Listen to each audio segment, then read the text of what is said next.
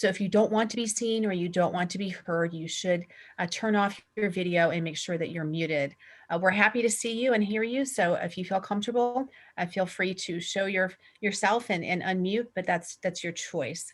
And if you'd like, you can either enter questions in the chat box, or I certainly don't mind if you unmute yourself and just shout out your questions as we go. I'm very happy to answer. You won't interrupt me at all. This is for you. This is for your benefit. So I prefer to, when I teach classes, that students just ask questions as we go, because you're likely to forget by the end of the presentation. So what I'm going to do in just a moment is screen share.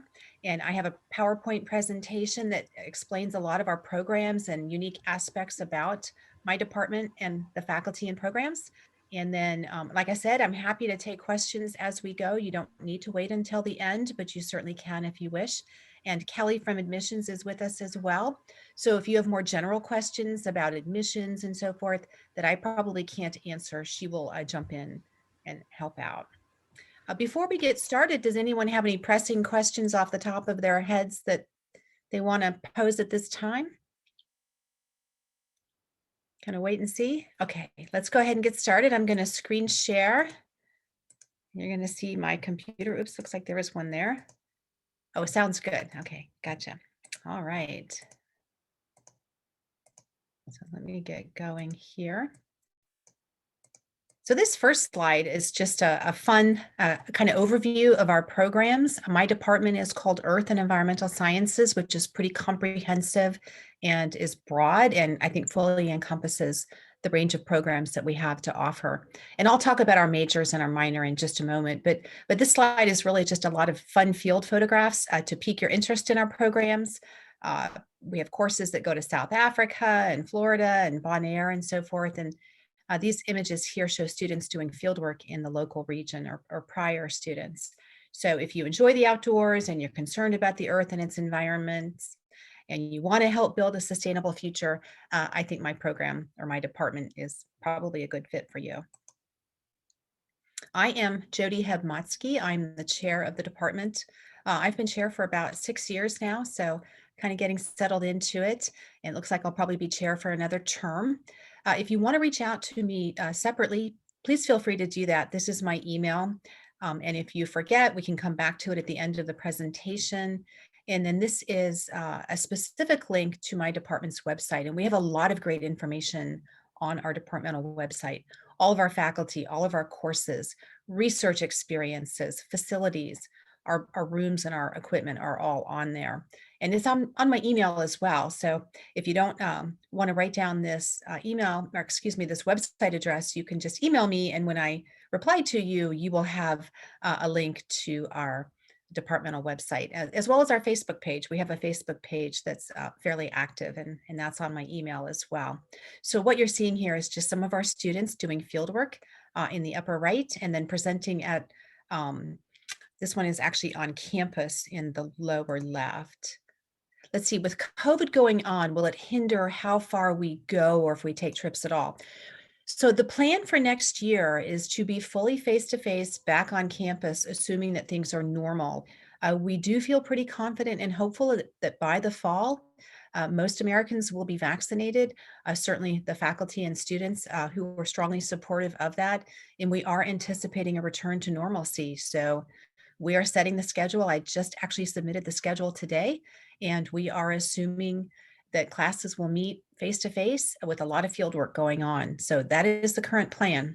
Now, obviously, if something drastic changes over the summer, we might have to reevaluate that. We'll be prepared to transition online if we have to, but we're really hoping that that won't be the case. So good question.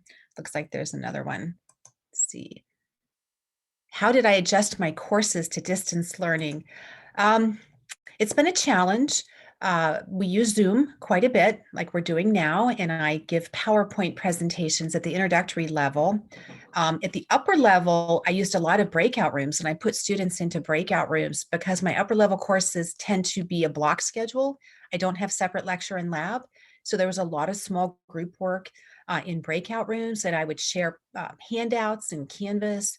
And I actually had my students in my upper level mineralogy class pick up a custom kit that I created for them last summer. So this was a fall class that I taught last fall, and I created a set of rock and mineral specimens for them and some tools like a hand lens and a glass plate and some various things. And so they picked it up at the beginning of the term. They met me at the Jepson Science Center, and then we worked together with that identical sample set so that everybody had the same samples. Some of my colleagues did meet students in the field for very localized research-based projects, and we did have some face-to-face or in-person instruction with proper social distancing and masking and so forth. I would say that that was more common in the sciences because of the lab component, but it was a real mix. Probably about 70% of courses total across the university did migrate online, but in the sciences, maybe more like 50%. So that's a good question as well. But we all remain hopeful, and we do think that by the fall, we will be back fully face-to-face. I just wanted to point out in this lower left image that the person on the far left is not a student, despite her young appearance. That is one of our most recent hires, Dr. Pam Groth, and you'll see more of her in the presentation. So great questions. Yeah, please keep them coming. Don't hesitate to give a shout as you have various questions. This is more of a marketing type slide that just kind of highlights some of the careers that students might pursue if they major in one of our programs. Everything from conservation and wildlife management to environmental consulting, working in the government or the private sector, in education with parks and museums and so forth, but also in the natural resources industry, and energy and mineral and water resources is a big part of both geology and environmental science. We have some students that like to go into policy and advocacy and work on a variety of issues such as hazards like landslides and flooding and so forth. One of our former students works with FEMA in the mapping of flooding, and one of our current students, or excuse me, former students who graduated a couple years ago and then completed her master's in volcanology, works with the Smithsonian with their volcanology project.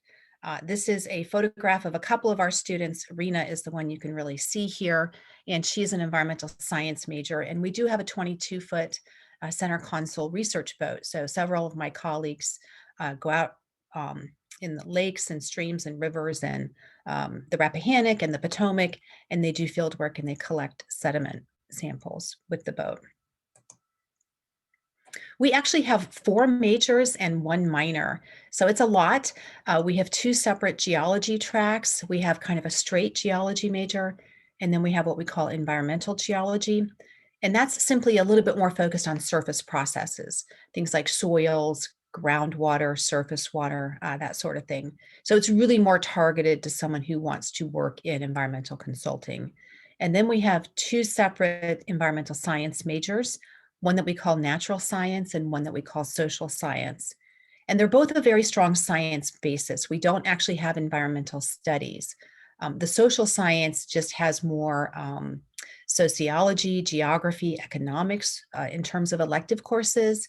And then the natural science track, the elective courses that students would take would be more within biology, chemistry, geology, environmental science. There is a slight difference in the core requirements as well, and we can certainly discuss that if people have questions.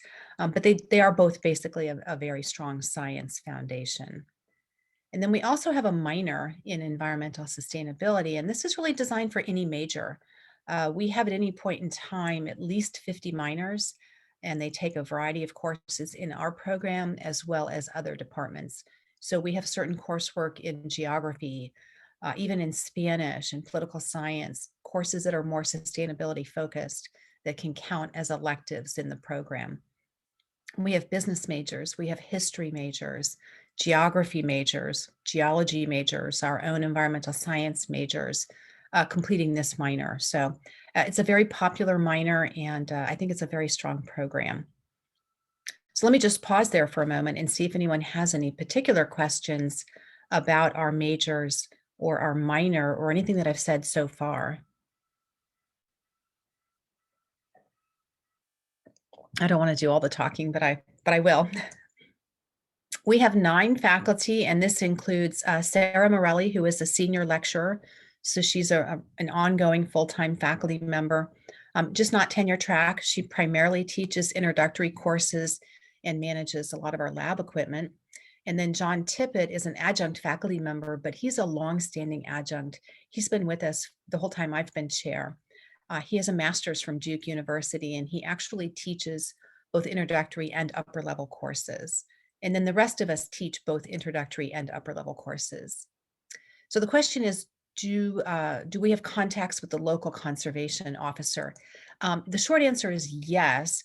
I am a hard rock geologist by training, so I am chair of the department. But when students want to engage with the local community in terms of environmental advocacy, I recommend that they consult with Melanie Shulcheski, who is one of our non-geologists. She does not have a degree in geology. She has a PhD in soil science from Madison, Wisconsin, and she's done a lot of work with NGOs and advocacy groups, and actually lives in DC and engages a lot with organizations up there. And then John Tippett is actually the former director of the Friends of the Rappahannock, which is a local river advocacy group. And so he has a lot of great contacts as well. And so do some of my other colleagues. It's just that these are two faculty that I would highlight as being especially well connected with conservation officials in the local and regional community. So I hope that answers your question. If it doesn't, just let me know. I would also point out that my colleague here at the bottom, Dr. Grant Woodwell, is the Associate Dean for the College of Arts and Sciences. And so that's been very helpful to have a departmental member kind of in the administration. So the question is, what is the closest related program to environmental or sustainable architecture? That's a good question. I would say that at Mary Washington, the closest thing to that would be the historic preservation major. Mary Washington's pretty unique in having an undergraduate degree in historic preservation, and there aren't that many universities in the country that specialize in historic preservation at the undergraduate level. So if you have interests in those areas, you really should check out historic preservation. It's a great program. And maybe consider a double major, or a sustainability minor with a major in historic preservation or something like that. And if you email me at the end of the presentation, I can put you in touch with the historic preservation folks, or you can look on the Mary Washington website and search under academics, and you should find them pretty readily. We have a variety of lower level offerings, and I've simply flagged in terms of like gen ed purposes, which of our courses would count in certain areas. So we have a couple of freshman seminars or first year seminars. We have these two courses here. The 110, 120 is essentially the year of introductory environmental science. The NS means that that particular course satisfies the new general education natural science requirement. The 111 and 112 is essentially the year of introductory geology, what a lot of schools call physical and historical geology. And then we have an oceanography course as well. And any of these courses that have the asterisk are 4-credit lab-based courses and therefore satisfy the natural science requirement. We do have a GIS class that my colleague Grant Woodwell teaches, and it counts for the digital intensive general education requirement. And then the adjunct John Tippett that I mentioned teaches our global environmental problems course, and that counts for the diverse and global perspectives, which is a general education requirement as well. So the point I'm making here is that by doing a major in one of our programs, you can get a lot of the required or a fair amount of the required general education requirements as well, and kind of double dip in that regard. We have an introductory field methods course, and the US 197 is something that's offered in virtually every department at Mary Washington. So these are just the 100 and 200 level courses. And if you have any particular questions about any of these, I would be happy to answer those. I don't know how many students are familiar with GIS. GIS stands for Geographic Information Systems. It's essentially digital map making. So if you've ever visited a website and you've pulled up data that had a spatial component or an aerial distribution, and you've clicked on features on a map, like I think most people have, this is essentially what GIS is. And Mary Washington was one of the first, I think the first in the state of Virginia to offer a certificate in GIS. And it's a series of 5 courses. And at the end of that, students are certified with this GIS certificate. So it's not a minor. I would say probably upwards of 20 to 30% of our majors complete the certificate because I think you would be very hard pressed to find a job in environmental science or geology that doesn't require strong GIS skills. It is really the wave of the future. It's pretty essential, a pretty essential toolkit to have. So all of our majors require students to take an introductory course in GIS. And then with an additional 4 courses, some of which count as electives in the major, you can get the certificate. So it's a pretty popular thing. We have upper level courses too, as well. I've simply listed these in numerical order. And again, the ones that have the asterisk next to them are lab-based 4-credit courses. The WI are writing intensive courses, and the SI are speaking intensive. Let's see, there's a question in the chat. How quickly is the GIS certificate program completed? So it's a series of 5 courses, an introductory GIS course. What's the next one? Spatial problems, I think it's called. There used to be a programming requirement. They may have taken that out. Then you choose one elective, and remote sensing, for example, which is a popular course that our students would take, is one of those electives. And then you do a capstone experience, either research or an internship. And that's a great foot in the door for a job. So it is a certificate program that is designed to be completed by any major. And I would say that if one took a normal course load and then was interspersing some GIS classes, you could easily get done in 2 years. And if you simply just wanted to get the GIS certificate, you could do all of that coursework in probably a year and a half, if not maybe a year. And some of those courses are offered at night and in the summertime as well, because they're really intended for the general public as well. There are people from the community that have completed that certificate, not just our own students. So it's a really popular thing. It would not be a difficult thing to complete a major and do that certificate as well. Let's see, more questions. Good.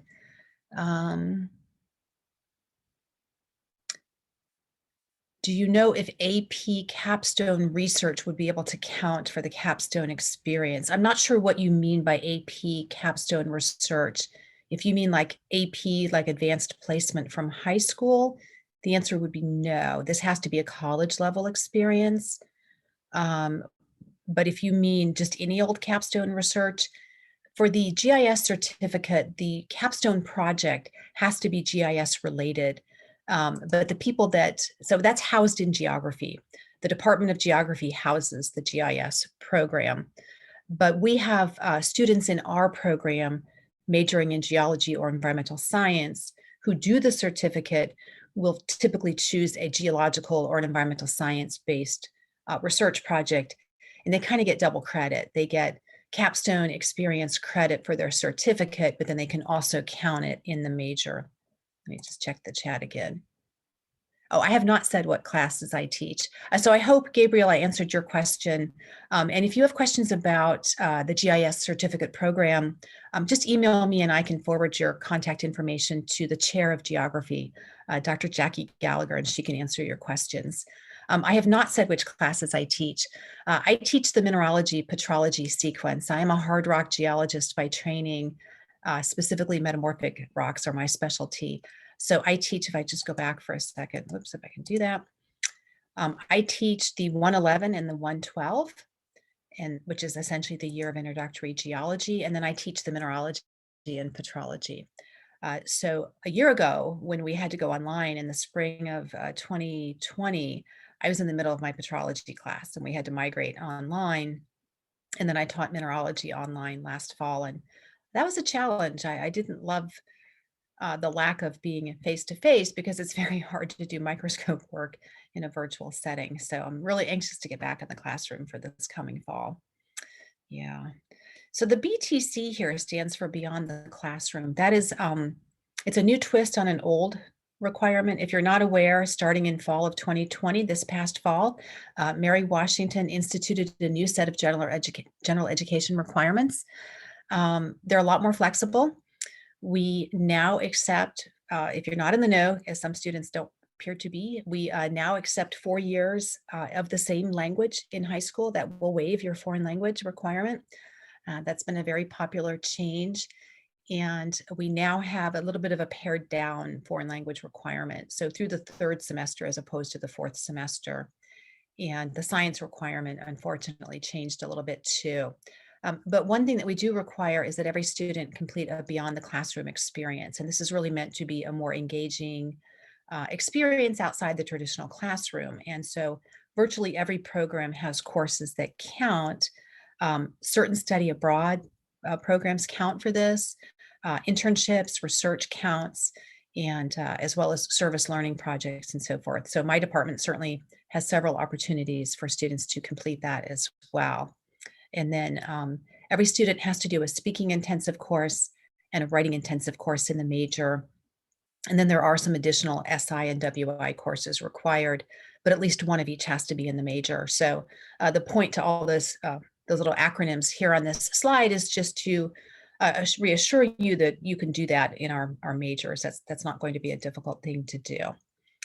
So if you're more interested in geology side of things, mineralogy, petrology, soil science, sedimentation and stratigraphy, river, landforms, which is what that means, surface and groundwater, environmental geochemistry, environmental regulations, plate tectonics, really all of these.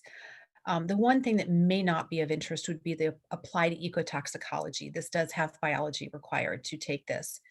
So we have a fairly new hire who is a biologist by training, and he teaches a toxicology course, and it's a really exciting, fun thing. And I can say more about his research as we go along if you'd like. But for now, let me just pause a moment and see if folks have any questions about the upper level courses that I've listed here. If you don't see an asterisk, it means it's a 3-credit non-lab course. So we have a mix of both. I think my department, more than any other in the sciences, has a mix of both 3 and 4-credit courses. Most of the biology and most of the chemistry courses seem to be 4 credits with lab, and we have quite a few that are not, which is really nice for scheduling. It kind of gives students a little bit of a different approach and perspective to not always have so many labs. This is just highlighting some of the various organizations that students have interned with. The private sector, these are both private environmental consulting firms, local, regional, and national government, including the U.S. Army Corps of Engineers, the USDA, the EPA. This is the federal EPA up in DC. If you didn't know, at the federal level, the United States Geological Survey, the headquarters are just up the road in Reston, Virginia. So that's really nice. So what is the difference between 3 and 4 courses time-wise? Do you mean between 3 and 4 credit? Like a 3-credit course versus a 4-credit course? Yeah. So, and then I'll tell you about Tyler's research, because that was another question in the chat box. A 3-credit course typically meets for 3 hours per week, either Tuesday, Thursday for an hour and a quarter, or Monday, Wednesday, Friday for 50 minutes, and that's it. So the contact hours are what we call 3 hours per week. 4-credit courses are a lot more work. They actually typically have 6 contact hours, even though they're only 4 credits. So that 1 credit of lab is really like 3 or 4 contact hours per week. You have the 3 hours of lecture and then typically 3 hours of lab. So in my department, all of the upper level courses that are 4 credits, almost all of them, yeah, all of them have 6 contact hours per week. So you can start to see how that really factors into the workload. I would say that students in the sciences tend to take between 12 and 15 credits per semester, sometimes 16 credits. So sometimes it's 3 courses, sometimes it's 4 courses. If you're taking several labs, you probably would not take more than 4 courses at a time. Yeah. And then, so this is Emma Duncan, who graduated a couple years ago. She was an environmental geology major, and she's working on a GIS project. And then this is Friends of the Rappahannock. This is that advocacy group I was telling you about that John Tippett was the former director of. And these are just some other advocacy groups that our students have interned with. So the Friends of the Rappahannock and the Crow's Nest are more local. Greenpeace, of course, is a national organization. So a range of scales here. I'm going to show you a slide that highlights some of the research projects. So I will come back to the question about the ecotoxicology research. I promise I won't forget that. All right, I just want to highlight a little bit about some of our study abroad courses. Mary Washington has really made a lot of changes, I would say, over the past 5 years.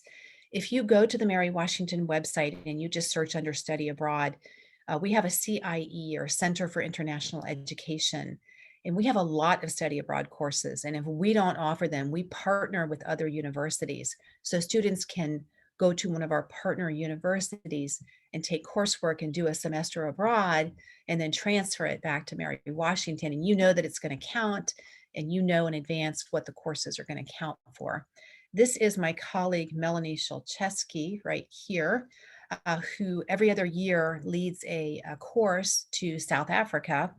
She worked in Cameroon in Africa in the Peace Corps a number of years ago. So she's had a lot of experience working in Africa and volunteering there. And so we have a course called 360, which I think the title is just environmental exploration, but then it's the letter that tells you which specific course. And so this particular course is called Sustainability Issues in South Africa.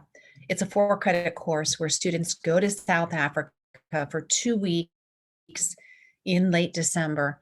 And then in the following spring, they do the classroom component of the course. And so there are extra fees associated with these study abroad courses, but the tuition is not any different. The tuition is embedded into your normal spring course load.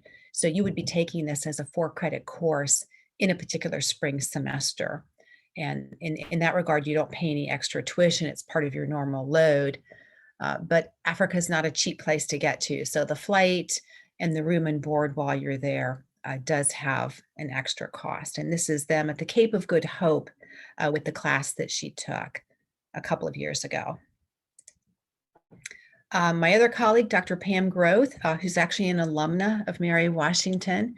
She graduated in 2006 with a degree in geology, and she was so good, we hired her a couple years ago. She's our second to most recent hire, and she developed this course in Bonaire on coral climate and conservation. So Pam is a climate change expert. She uses fossil corals to study recent climate change over the past 10,000 years or so.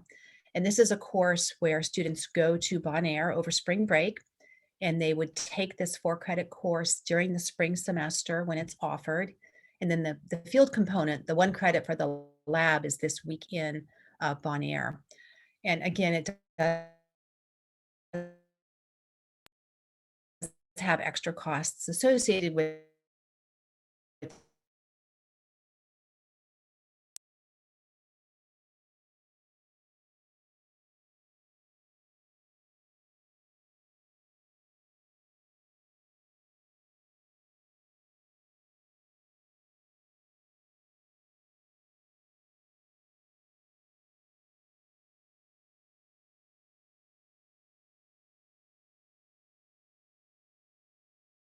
her and a little socialization there as well. So let me there a moment 30 how just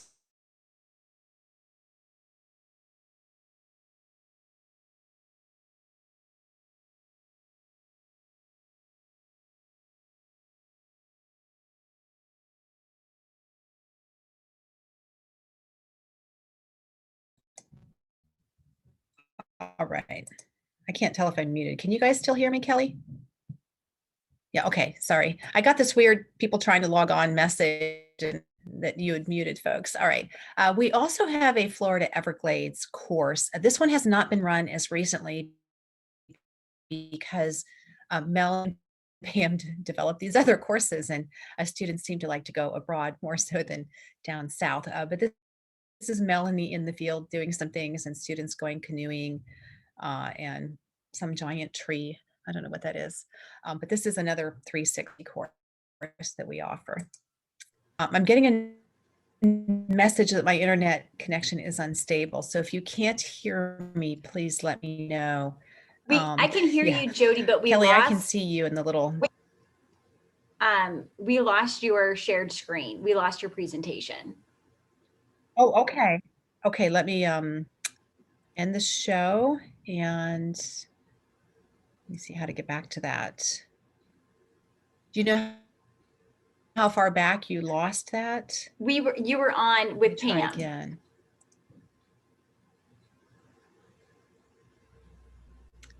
Okay.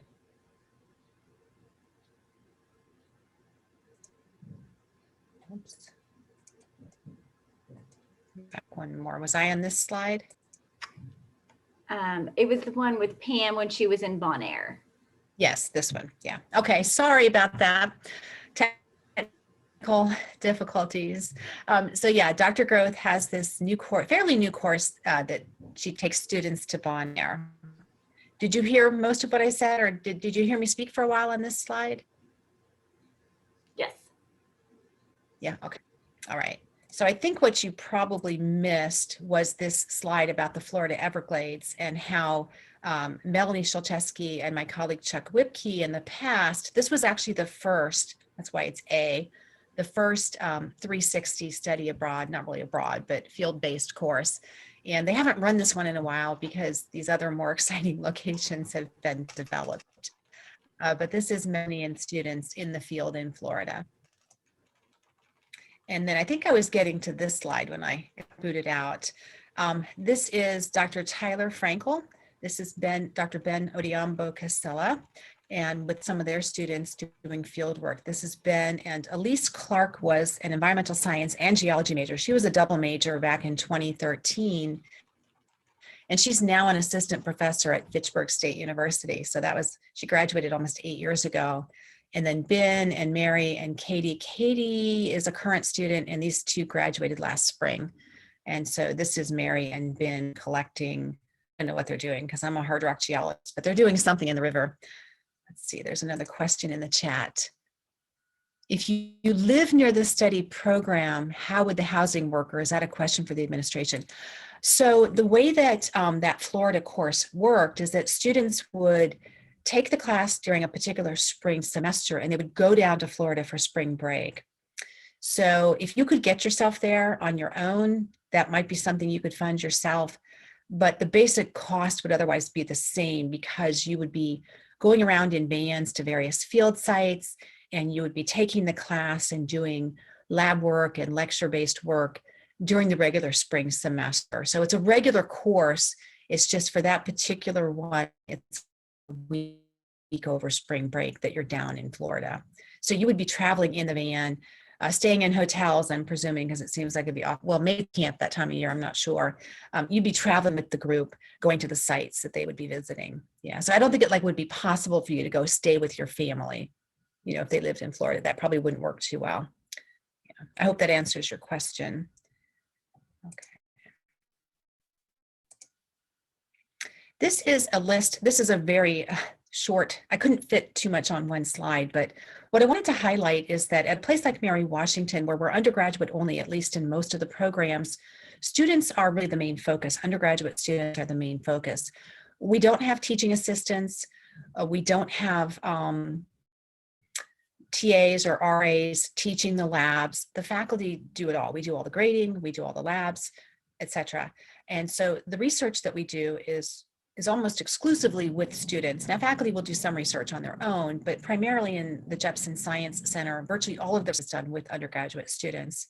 So what we're seeing in the bright blue are the colleagues from my department. Ben Casilla, he's Kenyan, and I guess the order of the names doesn't matter. So he actually goes by Casilla now and not Odiambo. So that's a little confusing, but Ben Casilla Odiambo is this person. Melanie Shulczewski. Tyler Frankel is our newest hire. He's the ecotoxicologist. He and Ben have co-published, and then Pam Groth is our other newest hire. And then the students, the ones that you see in the bright gold are all students. These are all Mary Washington students that have published with the faculty. And so this is a journal article, the National Soil Science Society Conference.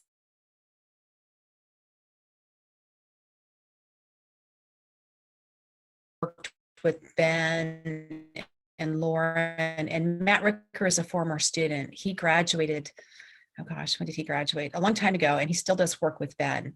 And Lauren was the winner of this. I'm getting another internet connection unstable. So if you can't hear me, Kelly, let me know.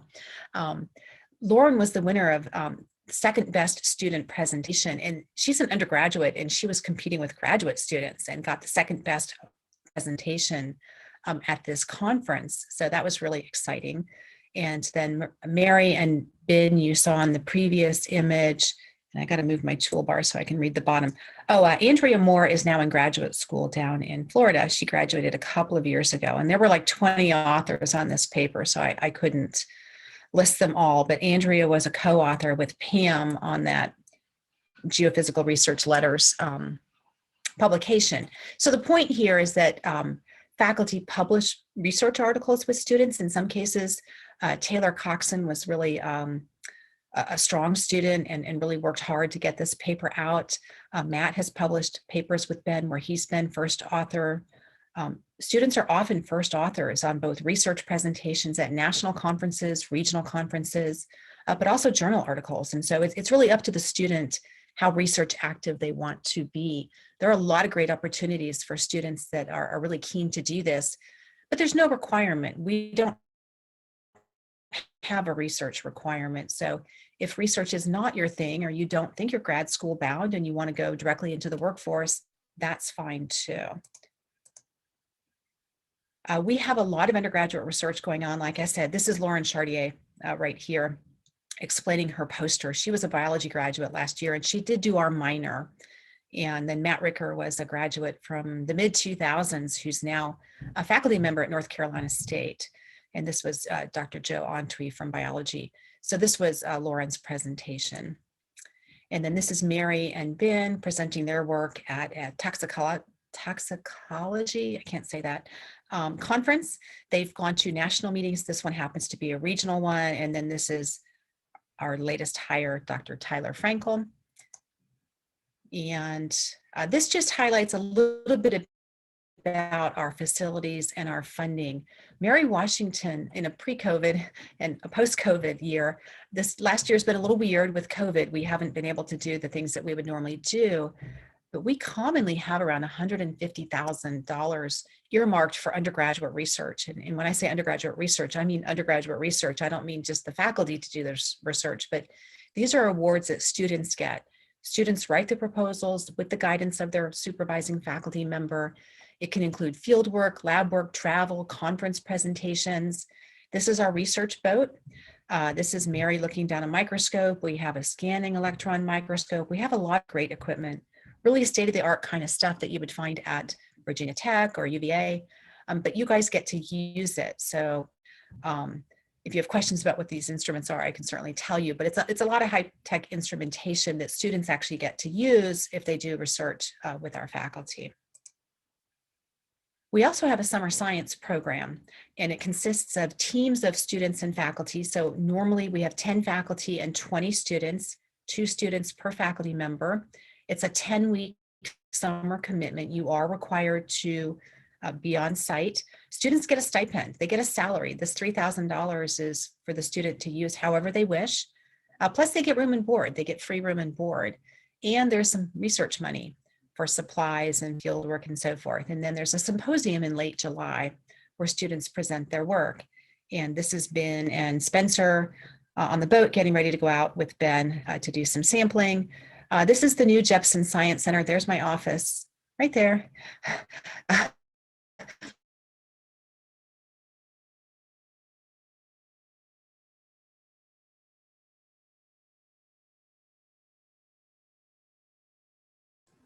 Jody, you might have frozen again. I can't hear you. Not sure if you can hear us.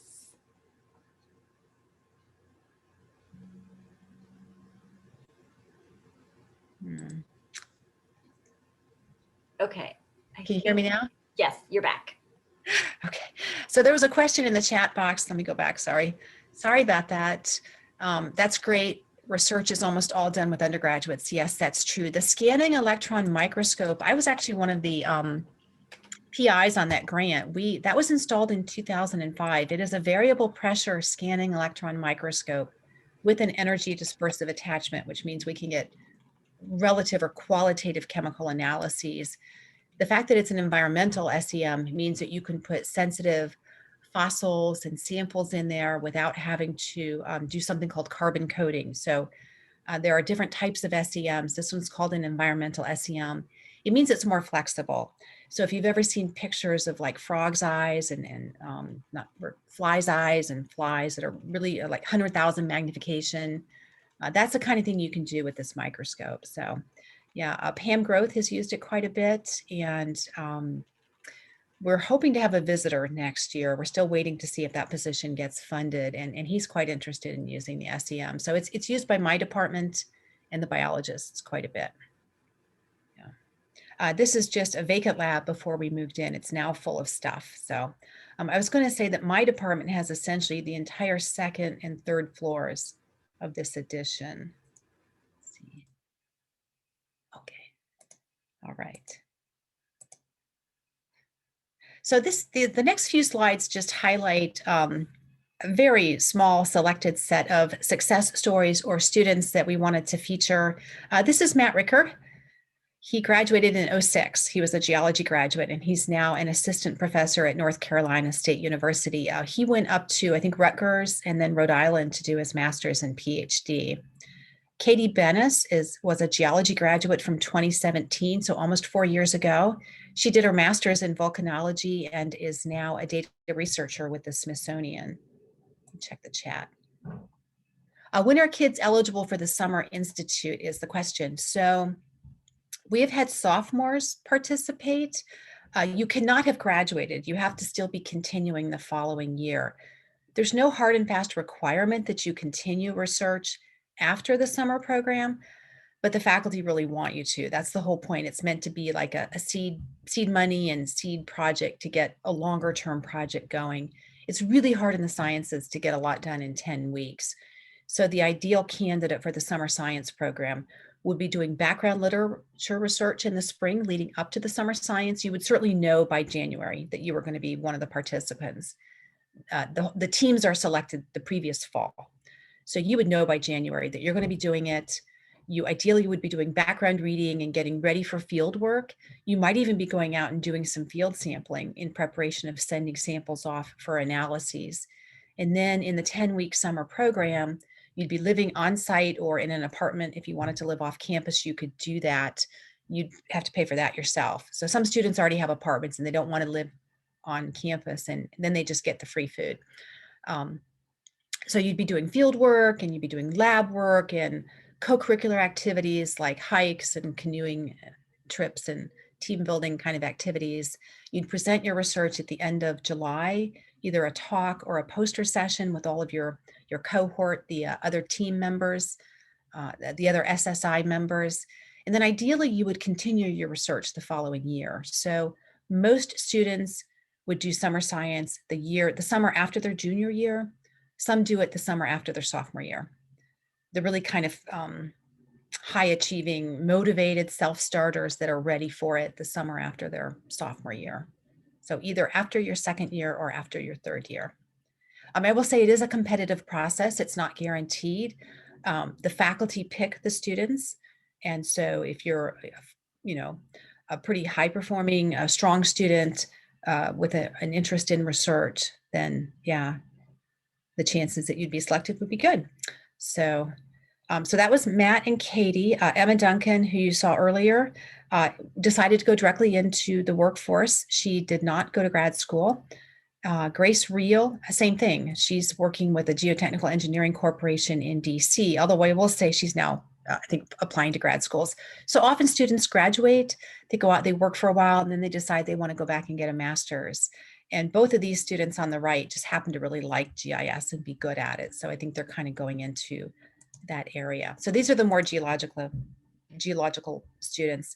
Maura Slocum was an environmental science major in 2016, and she's working on her PhD at the University of Pennsylvania. David Demansky graduated a while ago, and he's an engineer up in Alexandria. And then Elise Clark is probably certainly one of our star students in terms of just being, a double major in two programs, and she's now an assistant professor at Fitchburg State University. And this is something called a towfish. don't really have time to talk about all of our equipment, but in addition to this research boat, this is the device that you kind of throw overboard and you tow behind you, and it images the bottom of a lake or a river as you're sailing along. All right, I know we're getting kind of close on time here. It's good that you guys are asking questions as we go. So, if you're wondering why Mary Washington, why should I pick Mary Washington over another university or school? I would say that, the focus is really on undergraduates. High quality instruction is our top priority. We're not a research one university, but we do a lot of research. We teach all the classes and labs. Our average class sizes are pretty small. In my program, it's smaller than this. Our upper level classes are probably between 8 and 16, I would say. A lot of field work, a lot of study abroad opportunities, close interactions with faculty. All the equipment is available to be used by our students. You have to receive training, of course. We don't just turn you loose untrained on a several $100,000 piece of equipment, but we train you and then we turn you loose. And we have just a wonderful location for internships. Research has shown that doing an internship, completing an internship, is one of the best ways to ensure getting a job when you graduate. And being an hour from DC, an hour from Richmond, an hour plus from Charlottesville and Dahlgren, Mary Washington in the entire state of Virginia, I think is just one of the best locations for internships. Of course, it does mean you might have to fight the 95 traffic. Oops, that was it. I thought I had one more. So my apologies. So there you go. That was a lot of me talking. So I'm happy to pull any slides back up, but let me stop sharing for a moment so I can come back and see you all, and then I can go back to slides if you wish. Just let me know. But I just wanted to see if you all had any questions about anything I've said or didn't say. And you all are, again, welcome to unmute yourself if you want to ask any other questions as well. For sure.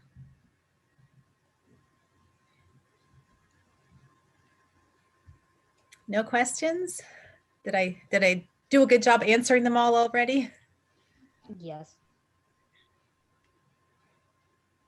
Well, I'm happy to answer any others, or like I said, you can just email me and I'd be happy to forward your email to any of my colleagues if you have specific questions for them about their research or their courses, or other chairs like Jackie Gallagher from Geography if you're interested in GIS. I would say the main contact for conservation biology, the chair of biology is Lynn Lewis. So her email is just lewis@umw.edu. Now, she's not a conservation biologist. She's a molecular biologist, but she can put you in contact with the other faculty who are. There are, let's see, Joe, Brad, Alan. There's about 4 biologists who are what I would call field-based ecology, more environmentally focused in terms of what they do. They're not molecular type biologists, yeah. Do you guys have any other questions on anything maybe not science related? I'm not sure how many of you have had the chance to visit campus, but we are open for campus tours and information sessions.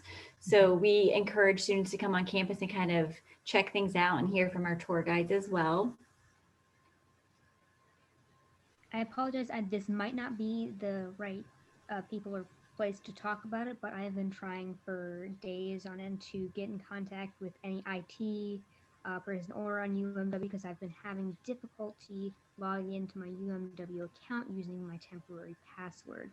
I was told to call the department to get a certain code, but I have yet to make contact with them. Okay, so you just haven't heard back from the IT office? Yes, I've tried to call others, but they're like with the account and then IT, I've kept trying to get a hold of them, but they never seem to be there. Okay, Morgan, I will have an email and I'll connect you with IT and your admissions recruiter as well, so we can hopefully get that fixed for you. Thank you. Sure. So Gabriel is asking about the GIS contact.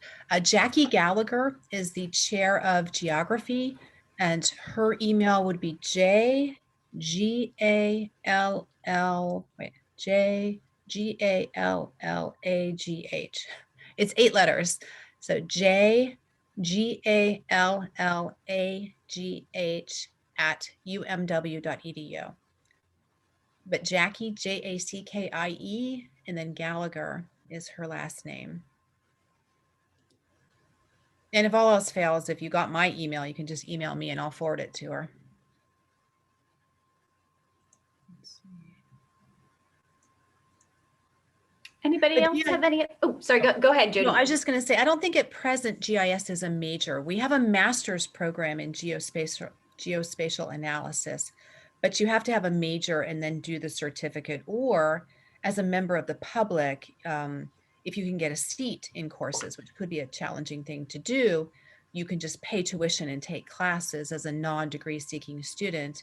But I don't believe that there's an undergraduate degree yet in GIS. I think they've talked about it, but that's not on the books yet. So it's a certificate program. Yeah. Not sure if that was clear, but yeah. One thing I will say, since you captive audience here, the beauty of the certificate program is that all universities have restrictions on how many courses you can overlap between double majoring or a major and a minor. The GIS certificate, because it's a certificate, there's no overlap restrictions. So some of our majors, because there's so many courses in that program that count in our major as electives, will do the GIS certificate, and it's really only like one extra class for them to get a major in one of my programs, as well as the GIS certificate, which is partly why it's really popular.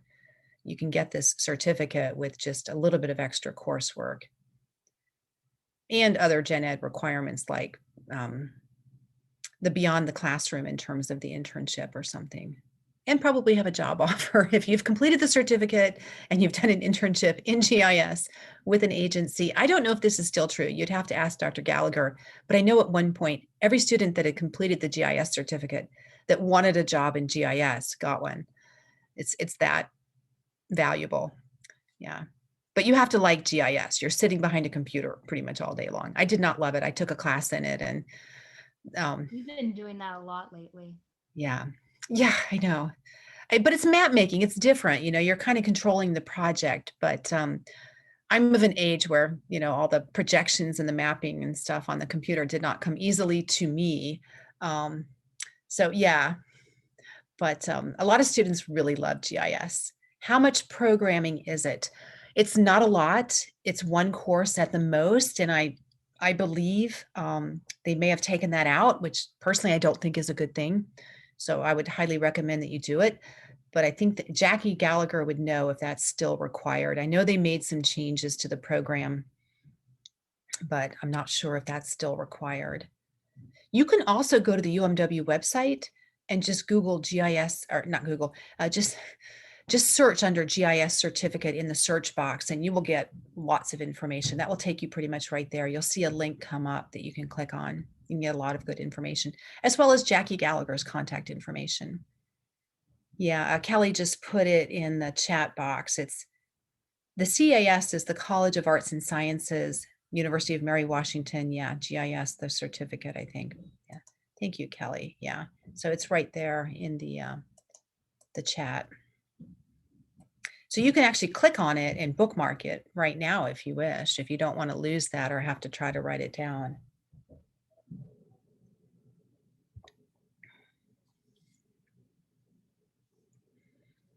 Does anybody have questions about the differences between conservation biology and environmental science? Because I saw that some of you put down conservation biology as potential interests. Yeah, and Kelly put Jackie Gallagher's email in the chat box as well. Yeah. I really wouldn't mind hearing about it. I was actually kind of curious about it. Okay. So I can't say anything bad about biology because that's a great program too. The two things I would say is if you don't want to take genetics and you want to be more broadly trained, I would do environmental science. So a lot of the coursework, if you like literally compared course for course, the conservation biology major was kind of modeled after our environmental science major, the natural track one that we have. The difference is that because theirs is more of a biology major, you do have to take genetics. And in our major, you don't have to take genetics, but you do have to take hydrology, which is the study of surface and groundwater. And given that a main focus of environmental consulting, which is where a lot of the jobs are, is the transport of contaminants, and given that contaminants are transported usually by either wind or water, I think hydrology is just critical training for anybody that plans to work in the environmental sector. So I would argue that our major is a broader training, a better training, more flexible for getting a job. But I can't argue with anyone who wants to work with wildlife, for example. I mean, conservation biology is really popular. It's just more hard to find a job. So yeah, and you could do both. You could do a conservation biology major and an environmental science major. It would not be impossible, but it would take careful planning because you can only overlap 9 credits between 2 majors. So if you're going to double major, and that I was just about to ask that, is if you take both majors at a time, are there many overlapping classes that you can take? And remember you mentioned like you have to do hydraulics and for yours, but are there any similar overlapping classes you can take for both majors? there are, in fact, so as a biology major, you have to take the full year of introductory biology, but it doesn't count in the major. And likewise for our environmental science majors, you have to take the full year of introductory biology as an embedded prereq. And then if you're a natural track, if you go the natural track or natural science track of the environmental science, you have to take effectively 4 semesters of biology. You take the year of introductory biology, you take their 3-credit biology 210, which is introduction to ecology. And then you have to take what's called an upper level ecology. And there are about 5 choices. The ecotoxicology that my colleague teaches is a choice. So you don't have to take biology for the 4th requirement, but you could do animal ecology, plant ecology, biology of fishes, or ornithology. Those are the other courses that count. So you could do our toxicology. If you wanted to double major in both conservation biology and environmental science natural track, it would be a little tricky because I think a lot of the courses would overlap, and then you would just have to, we'd have to sit down and map it out. There'd be, if it's a required course for both, then sometimes it's not possible to double major because there would be automatically too many overlaps. And I don't know yet. We haven't had any students do that because their conservation biology major is pretty new. It's only about a year or 2 years old. So no one's attempted to do conservation biology and environmental science natural track. So I don't want to promise that it's possible. I think we'd have to sit down and literally look at all the overlaps. It just means you have to take enough electives and enough other stuff to get the double major. And that's a university requirement. That's not specific to my department. And all universities have these restrictions, by the way. It's not unique to Mary Washington. No university is going to let you get a double major just by taking a few extra classes. That just doesn't happen. There's no physics, no physics. The environmental science is 3 semesters of chemistry. It's the year of introductory chemistry plus a 3rd semester. And we have an option in my program called environmental geochemistry, which most of our students prefer to take. And then if you do the social track, it's 3 semesters of biology. You stop with that 3-credit bio 210. Or if it's the natural track, you take a 4th semester of biology. So it's either 3 or 4 semesters of biology. Both tracks have 3 semesters of chemistry. There is no calculus requirement and there is no physics requirement for anything. Nothing in my department requires calculus or physics. We recommend it if you're interested in grad school, but we don't require it. I have to go. I just really, because I have an appointment, but I really did enjoy it. Thank you. Thank you. Have a good evening. Let's see. Gabriel was asking one more question here. What is? If you need to log off and go, please do. It is 7 o'clock, but I was going to answer Gabriel's question. When would you say students considering both options have to choose between them? Not for a while. I don't know if you mean between conservation biology and environmental science, or if you mean between our 2 environmental science tracks, but certainly between our 2 environmental science tracks, the coursework that you would take in the first year or 2 is the same. So certainly for the first year, it wouldn't matter.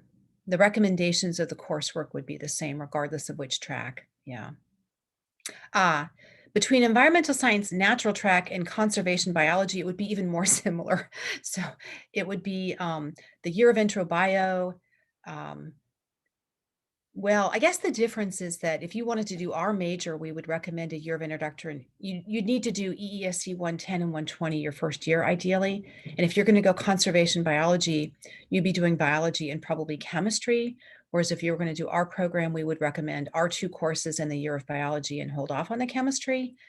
So in terms of getting the EESC 110 and 120, yeah, in that regard, yeah, the more I think about it, you probably would, but you could take the 110 and the 120 and still switch over to conservation biology.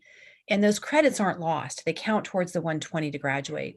All students take roughly a third of their classes or credits are in the major, roughly a third are gen ed, and roughly a third are pure elective. The 110 and 120 is the year of introductory environmental science that my department offers. So even if you took my 110 and 120 and then decided you're going to be a conservation biology major, probably some of the electives that you'd want to take for the conservation biology major would either require those 2 courses from my department if you wanted to take an elective in my program, or it would be really helpful. But even if you didn't need the 110 and the 120, which is 7 credits together, you would find that those credits count towards 120 that you need to graduate. They would just be counting as electives. So they're not wasted credits. They count for something. Everything counts for something. Nothing is wasted. It goes towards the 120 to graduate, if that makes sense. I hope I answered your questions, Gabriel. You can always email me as follow-ups if you still have questions. It's a pleasure to chat at you all. I didn't say with you because I wasn't hearing you, but to typing. But it's a pleasure to meet you all. And please don't hesitate to reach out by email if you have any questions about our program. And I have lots of handouts I could email you, and I could email you a copy of this PowerPoint. It generally goes through email okay. So if you want a copy of this presentation, let me know. I'd be happy to send it to you. And thank you all for joining. It was Yes, thank you. We appreciate it. Yeah. And congratulations again on your offer of admission. And you don't have to speak, Jacob. That's quite all right. You can email me if you have questions. Sorry, can you guys hear my cat? She's crying at the door. She wants in. Too funny. She's a mama's girl. She likes to join my Zoom sessions. She always comes to class with me. I was going to say, I'm sure your students find it entertaining. They do, but she gets in the way sometimes. All right. Have a good evening, everybody. Don't hesitate to email if you find that you do have questions. Thank you. You're welcome.